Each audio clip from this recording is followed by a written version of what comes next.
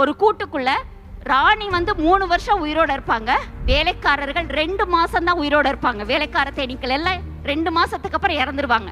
இதுக்கு காரணம் என்ன அப்படின்னா, ராணி சாப்பிட்ற சாப்பாடு ராயல் ஜெல்லி, வேலைக்காரர்கள் சாப்பிட்ற சாப்பாடு தேன். அதனாலதான் அவங்க அத்தனை மடங்கு ஆயுள் காலம் அதிகரிக்குது. நிறைய பேர்ட்ட நான் சொல்வேன், தேனி பெட்டி வழங்க, ஆனா தேன் அப்புறம் எடுத்துக்கிறங்க, முதல்ல வந்து ராயல் ஜெல்லி எடுத்து சாப்பிட்றதுக்கு முயற்சி பண்ணுங்க. நம்மெல்லாம் என்ன சாப்பிட்றோம், ஒரு 1 லட்ச ரூபாய் உணவைத்தான் அந்த கூட்டுக்குள்ள உள்ள ராணி தேனி சாப்பிட்றாங்க.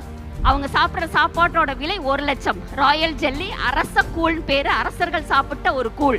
இந்த கூழைத்தான் ராணி சாப்பிடுவாங்க.